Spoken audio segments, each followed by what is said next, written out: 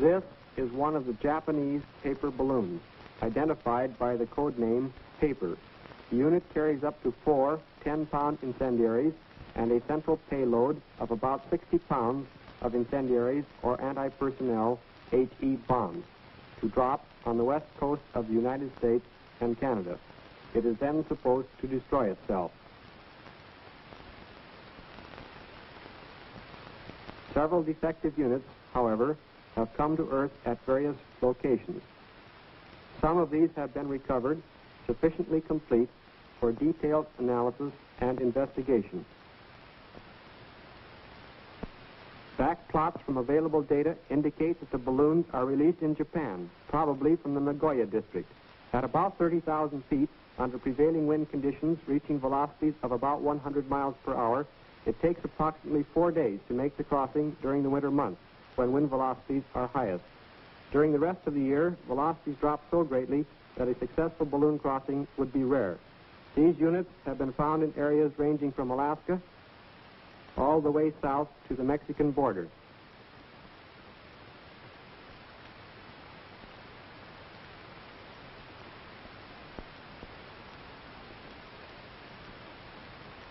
The balloon unit has a paper gas bag, 64 rope shrouds about 40 feet long, and an automatic ballasting and firing control.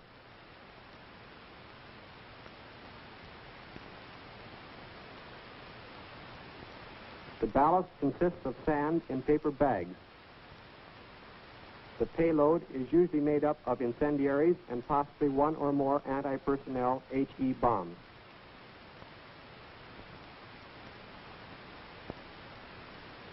The material of the bag is 5-ply rice paper, about 8/10,000ths of an inch thick. Paper strength is 69 pounds per linear inch when dry and about 37 pounds per linear inch when wet. It has 1/10 the permeability of American rubberized balloon fabric. When the bag is inflated, the paper has a load of only 7 pounds per linear inch, or 1/5 the strength of the paper. The total weight of the bag is about 150 pounds.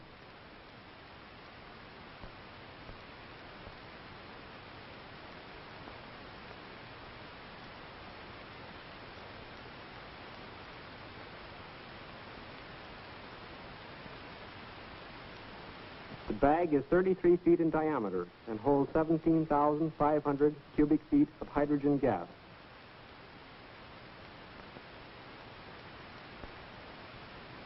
The escape valve is of the single disc type, 17 inches in diameter.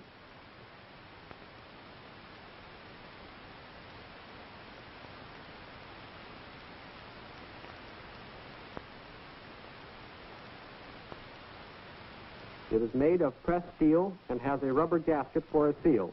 Pressure is regulated by a spring. Release pressure is set for 9/10 of an ounce per square inch. The valve is mounted on a 3-leg spider bracket. This is the business end of the balloon, an extremely ingenious device for maintaining a fixed altitude of 30,000 feet and for dropping the payload. It consists of an electrical source, a demolition block,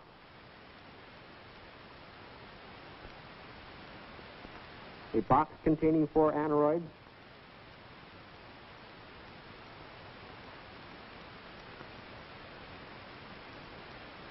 fuse jacks,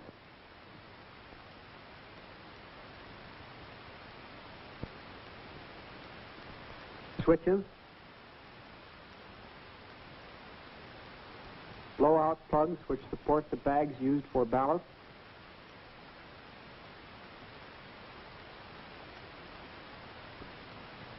incendiaries,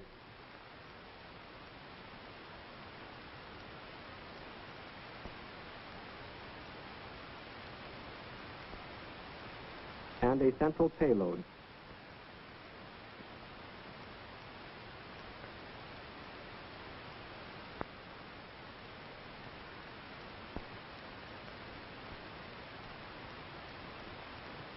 The ballast drops away in this manner.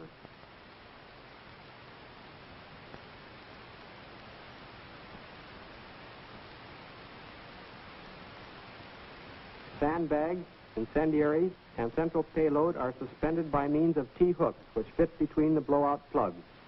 Though they are intended to fire in pairs, blowing either one releases the T-hook.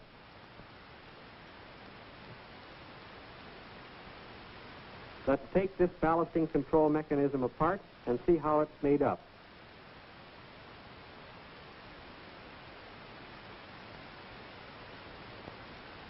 First, the fuse to the demolition block is pulled out.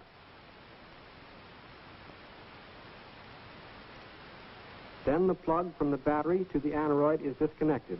Now, both the battery box and demolition block can be lifted out. Here is the platform on which the battery box and demolition block made their Pacific crossing. The demolition charge is a 2 1/2 pound block of picric acid detonated by a fuse. This charge is supposed to destroy the ballasting mechanism. The battery case consists of 3 celluloid-like boxes, and airspace provides some thermal insulation. A 20% solution of calcium chloride in the middle box acts as a thermal overcoat and is sealed by a rubber plug. The solution helps to ward off freezing of the battery at night and excess heating during the day. The battery within a third box puts out 2 volts and about 10 amps on short circuit. It is a lead-acid wet cell type with 5 plates. Spacers maintain a uniform airspace between the outer boxes.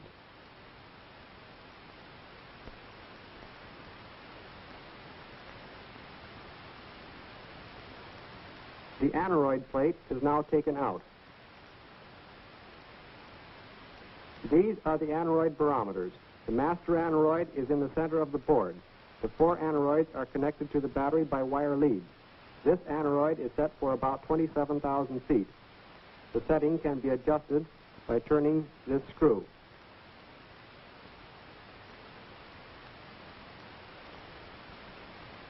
This one is set for about 20,000 feet. It works on a straight make and break contact and can also be adjusted.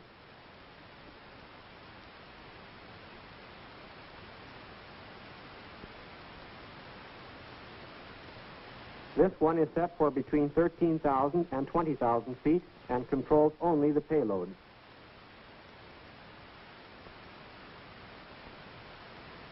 The master aneroid, covered with a cap, controls the dropping of the ballast.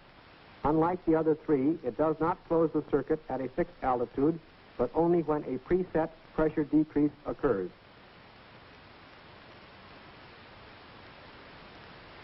These are the aneroid bellows, which expand with a decrease in pressure. Attached to the bellows is this post, which, in turn, moves the arm through contact at this friction clutch. The arm is pivoted here.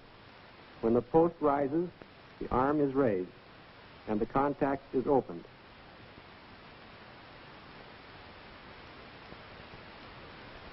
When the bellows pull the post downward, the arm closes this contact.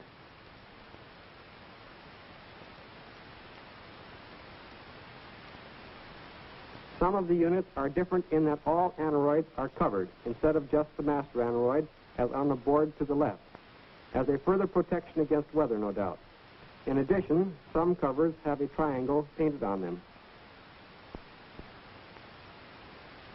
The aneroid marked with a triangle is wired in series with the other aneroids and is set to remain open up to 8,500 feet before it makes a contact. This is undoubtedly for additional safety in launching.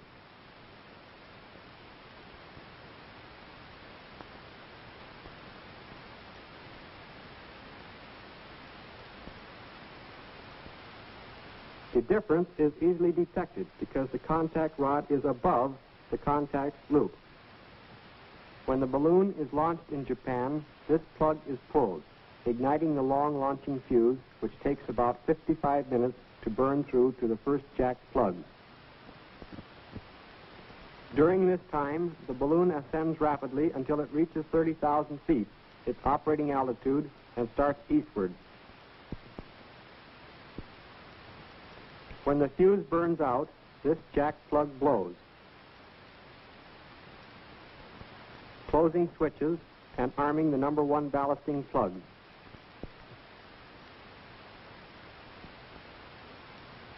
master aneroid is now in control.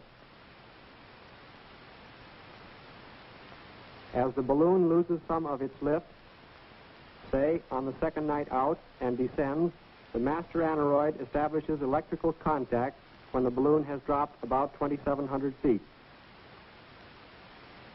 This contact causes the ballasting plugs to blow, dropping the sandbags suspended between the two plugs in number 1 position. Again, the balloon goes back up to operating altitude.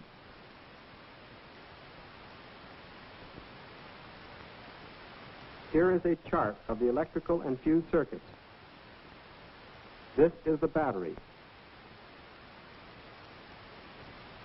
This master aneroid completes the circuit when the balloon drops 2,700 feet from operating altitude. Should the master aneroid fail, this one takes over and makes contact at 27,000 feet. Should both fail, this aneroid will close the circuit at 20,000 feet. These switches close when the fuse ends blow out of the upper aluminum ring and arm the electrical circuit. The number 1 plugs are ready to fire.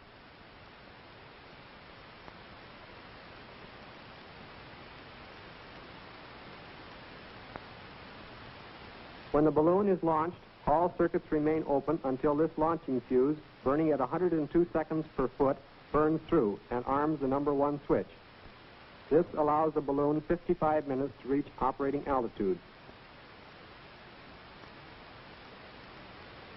In time, when the balloon loses lift and descends, the controlling aneroid makes contact, causing the number 1 plugs to blow, drop ballast, and ignite timing fuses to arm the next switch. The blowout plugs and the timing fuses ignited by them have been quite carefully worked out by their Japanese makers.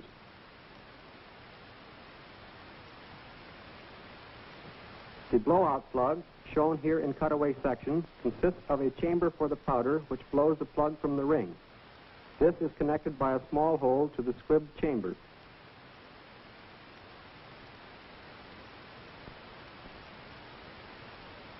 The powder charge is covered by tin foil and shellac to form a moisture seal. The powder consists of 96% potassium nitrate and 4% sulfur.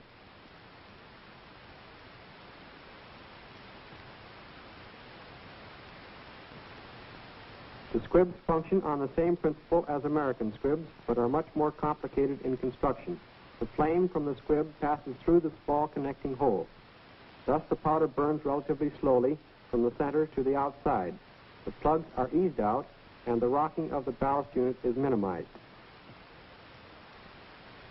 The powder flame from the plug ignites the timing fuse leading to the next jack switch.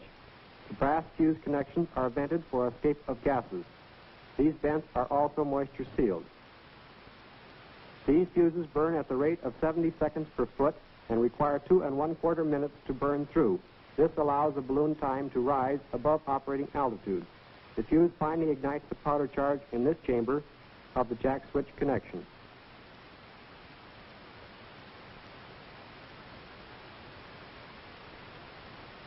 That mass production of these units is probably underway or contemplated is shown by the presence in later units of permanent mold cast aluminum plugs instead of the older, completely machined steel plugs. The design of the plug has not been changed. When the plugs blow, the squib leads are severed. This prevents one set of plugs from short-circuiting the next plug. The flash ignites the fuses behind these holes.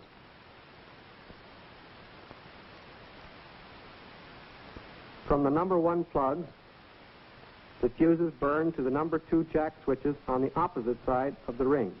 These blow, permitting the jack switches to close and arming the number 2 ballast plug. When the balloon has again dropped a preset distance, the master aneroid makes contact and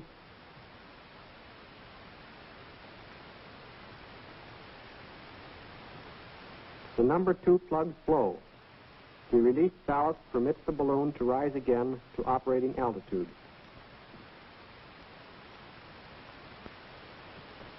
Meanwhile, the blowing of the plugs has ignited the fuses to the number 3 jack switches on the opposite side of the ring. When these jacks blow, the number 3 ballast plugs will be armed. Fuse leads are ignited by the number 1 plugs. The 2 1/4 minutes of burning give the balloon time to rise to operating altitude.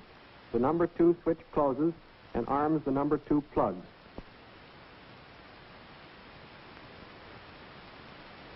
When another loss of altitude occurs, the circuit will then be completed through the battery and an aneroid,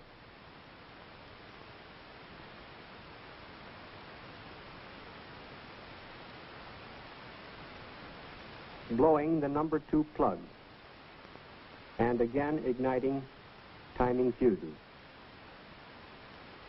This process continues through number 3, 4, 5, 6, 7, and 8. However, when the number 9 jack switch is closed, this arms not only number 9 plugs, but also one of the plugs supporting the payload.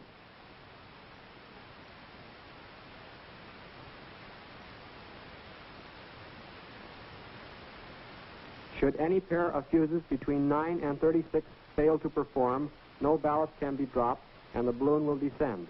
This aneroid will then close a contact at 13,000 feet, blowing a plug to drop the payload and igniting the fuse to the demolition block to blow up the whole ballasting unit.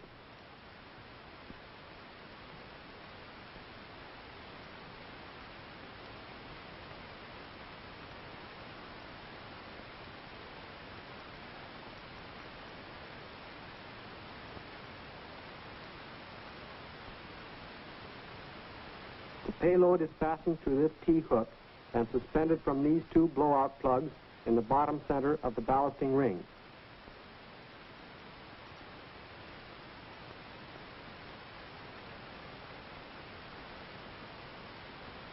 When either plug blows, the T-hook is released and the payload falls away.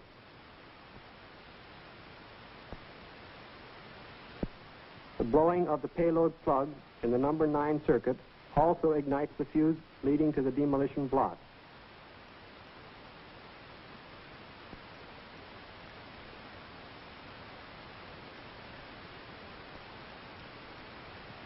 On some balloon units recovered, the demolition block has been found not beside the battery on top of the aneroid box, but within the ballasting ring, the logical place for it to do the most destruction to the unit.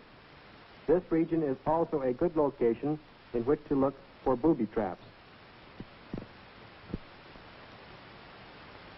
In the event one of these units is found, do these 2 things to render it harmless, provided no fuses are smoking. First, rip or pull the fuse from the demolition block. Second, unplug the battery lead. If the fuses are smoking, stay away. The circuits from 9 to 36 operate the same as 1 and 2, except for 36, which, like number 9, has a double duty to perform. Not only are the number 36 ballast plugs armed, but also the other payload plug in the center is armed. If all fuses function as intended, the payload dropping will be controlled by these aneroids. When the plug blows, a fuse to the magnesium flash charge on the balloon is ignited. In an attempt to ensure destruction, a flash hole connects the payload blowout plug recesses. The hope is that should either plug blow, the other will be ignited and both fuses will function simultaneously.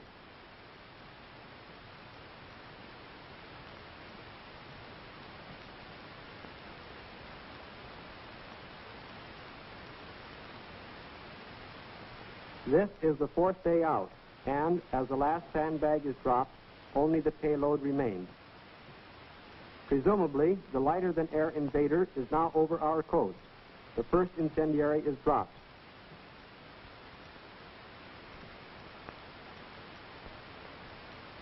There goes the 4th one. Now only the central payload is left.